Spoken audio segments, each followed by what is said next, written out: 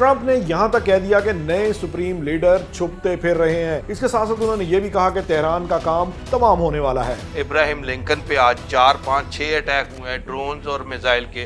Chief justice वहां के जो हैं वो बाहर थे, उनके करीब जो है धमाका हुआ है। वो टीवी इंटरव्यू दे रहे हैं और उस इंटरव्यू के दरमियान धमाका हुआ है। लेकिन देखिए आप, वो चीफ जस्टिस बुजुर्ग है, वो भी नहीं हिले बात और ये है अल्लाह अकबर करके वो जाफरी साहब, ईरान का, मैं हमेशा ये बात करता हूँ, ईरानी कौम और ईरान का पूरा जो सेटअप है वो बहादुरी और जफाकशी की सर एक उम्दा नज़ीर है।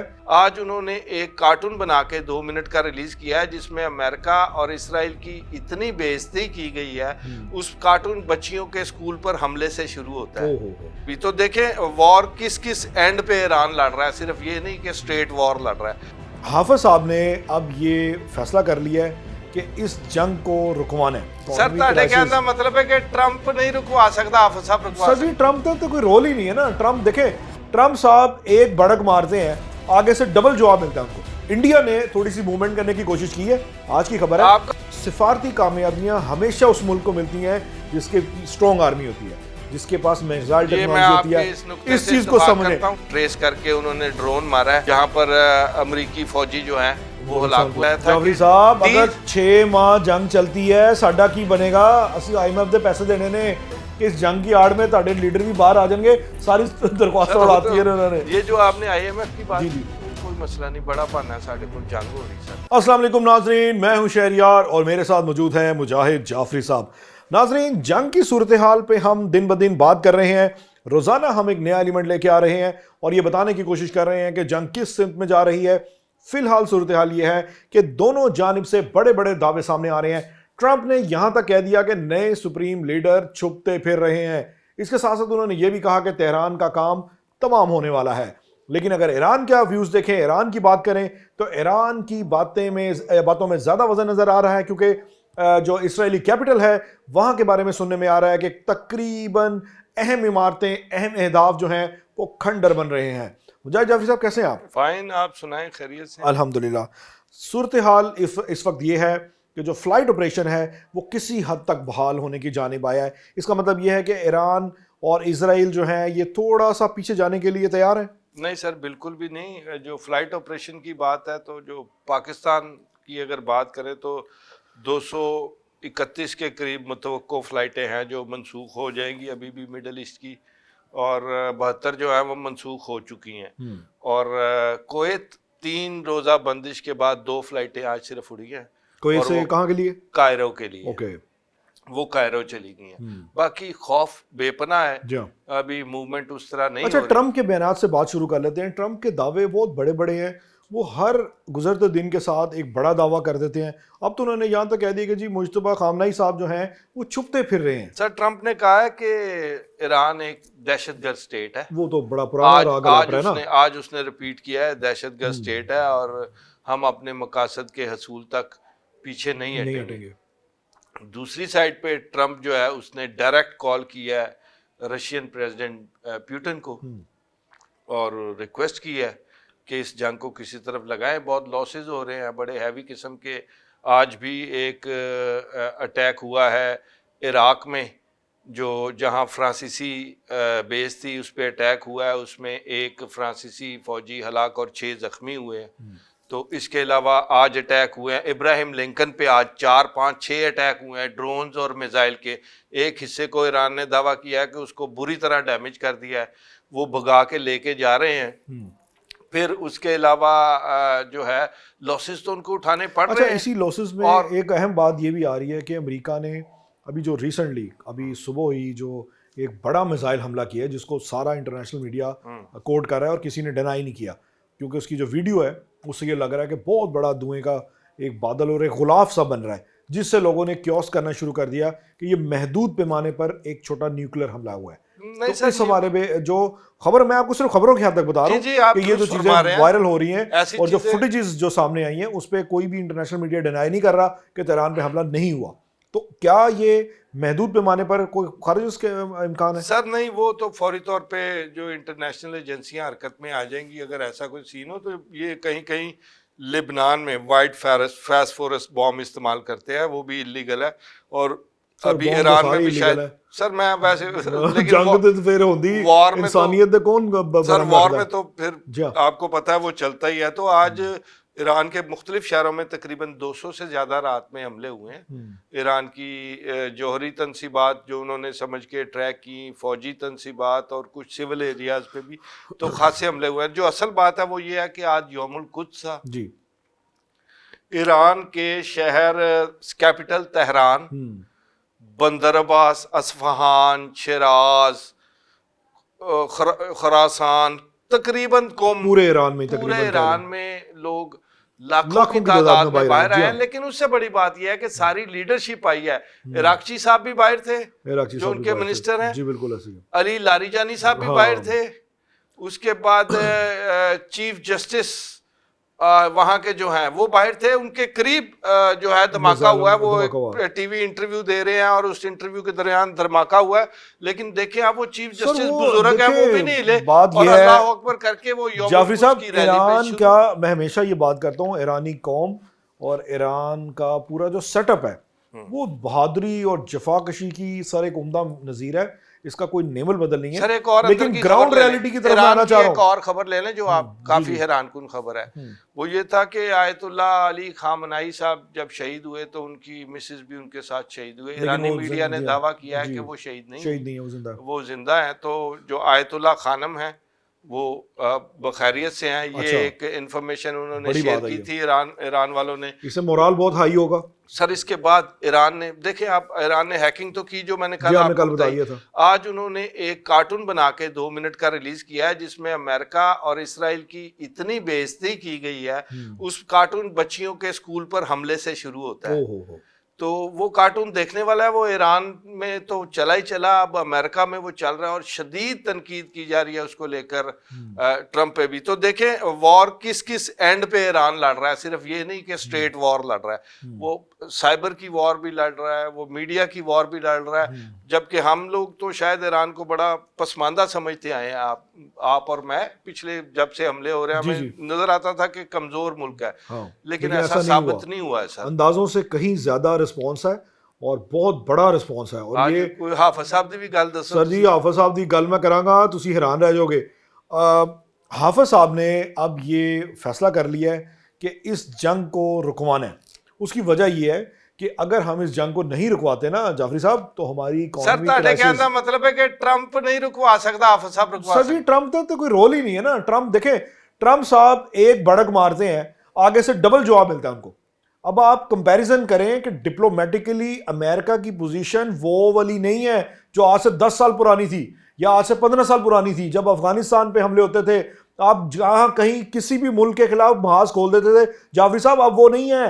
अब सूरत हाल चेंज हो रही है, अब डिप्लोमेटिकली चीजें बहुत रिच हो चुकी हैं।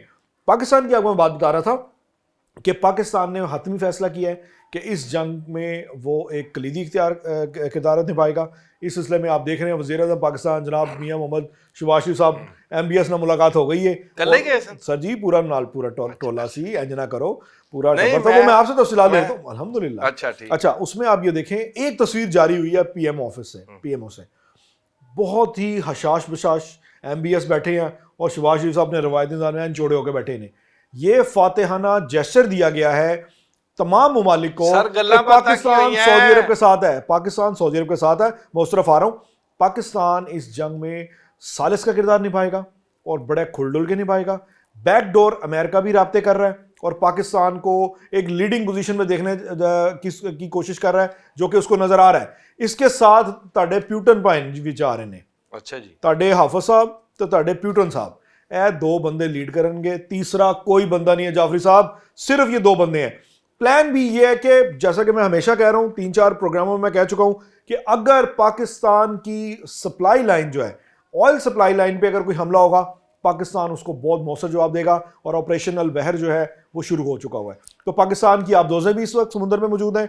इंडिया ने थोड़ी सी मूवमेंट करने की कोशिश की है, आज की खबर है, आपका मतलब लेकिन होना कुछ नहीं है। आपका मतलब है कि मशरक़े वुस्ता में जो आग भड़की हुई है 13-14 मुल्कों में, वो पाकिस्तान उसको अपने डिप्लोमेटिक स्किल के साथ उसको बुझाएगा। सर बिल्कुल ऐसे डिप्लोमेटिक गैप एग्जैक्टली कर इसको आप कह लेना एडे बड़े हाथियां सर्वाइव कर जाएगा। देखो अमेरिका, रूस, चाइना, सऊदी अरब, पाकिस्तान गरीब माड़ा सर मुल्क है शाहीन 3 हमारे पास एक मिसाइल, आप यार। जानते तुसी हैं? लड़न वाले नहीं पासे आ नहीं नहीं जाते हो, सर मैं सुन लें, स्मारती स्किल्स की बात कर रहा हूं शाहीन भाईजान। 3 हमारे पास एक मिसाइल है, 3000, 2700, 2900, 3000 के करीब उसकी जो जो डिक्लेयर्ड रेंज है वो 3100 है, लेकिन वो 2700 से लेके 3000 तक मार करता है सर। हवा की रफ्तार, ठीक है, इसकी एक खासियत है कि ये इसकी जब ये हवा में जाता है ना तो ये स्पीड पकड़ता है, और हवा कोई जब ये क्रैश करता है वो आगे निकलता है तो ये आउट ऑफ कंट्रोल हो जाता है। ये मैंने एक डिप्लोमा वो एक इंजीनियर से मैंने ये पूछा। हथियार तो मैंने तो सर बात ही नहीं की, मैं हथियारों तो में देखें सर मैंने सिफारती, तो डिप्लोमेसी की नहीं बात नहीं की नहीं है, नहीं जाफरी जंग की साहब तो सुने, बात नहीं की। सिफारती कामयाबियां हमेशा उस मुल्क को मिलती हैं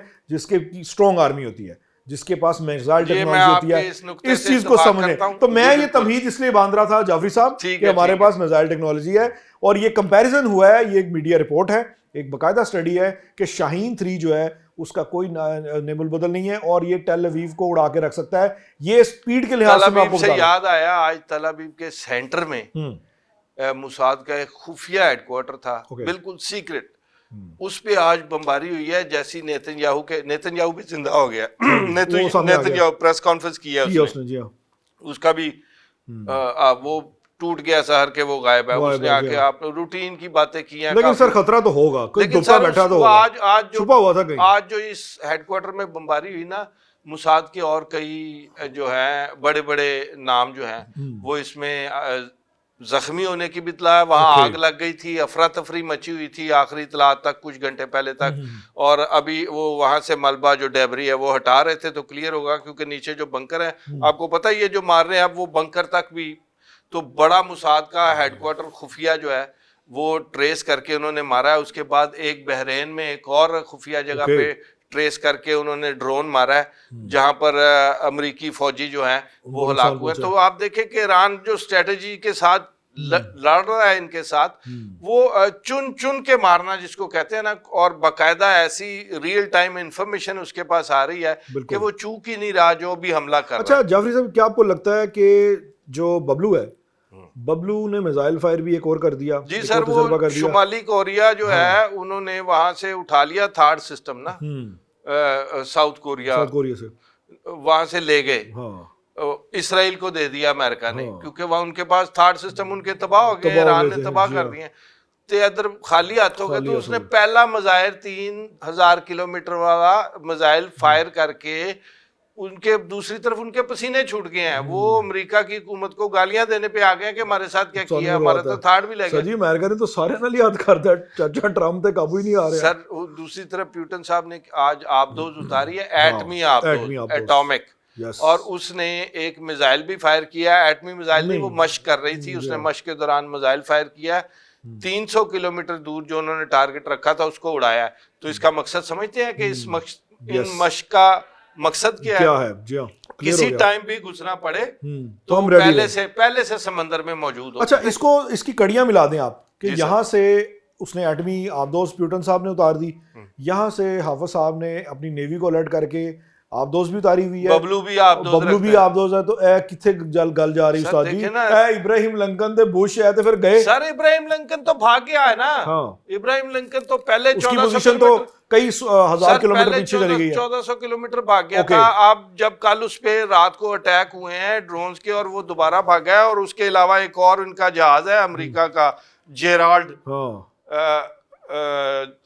अगर मैं एग्जैक्टली बताऊं तो वो जो रीफ्यूलिंग नहीं करते सर, जी रीफ्यूलिंग करते हैं, वो जहाज तबाह किया आज ईरान ने, यानी कि सप्लाई लाइन को उड़ा के रख दिया। हाँ जी, वो जहाज 8 घंटे में इतना फ्यूल भरता है जितना एक पेट्रोल स्टेशन 24 घंटे में नहीं भर सकता। सही। तो वो जहाज उड़ा है, अमेरिका ने तस्लीम किया कि हमारा जहाज गिरा है तो किसी तकनीकी खराबी की वजह से गिरा है, उन्होंने ये कह के बहाना डाला। लेकिन आप देखें F-15 गिरे हैं, F-18 गिरे हैं, ये गिरा है, इनकी इब्राहिम लिंकन पे हमला हुआ है। दूसरी जो उन्होंने बोट भेजी हुई थी इससे पहले की, वो इससे बड़ी है, बड़ा जहाज है, उस पे भी आग लग गई है सर। तो वो उसके बारे में अमेरिका का कहना है कि वो जी लॉन्ड्री से लगी है, लेकिन बड़ी हैवी आग लगी, वहां भी कुछ लोग झुलस के मरे हैं, फौजी कोई जख्मी हुए हैं। तो देखें किस किस तरफ से आ रहा है। आबना हरमज पे ऐसा कंट्रोल रखा हुआ है, ट्रम्प साहब कह रहे हैं कि जी जाएं, एक ट्राई करता है तो वो उसको आग लग जाती है।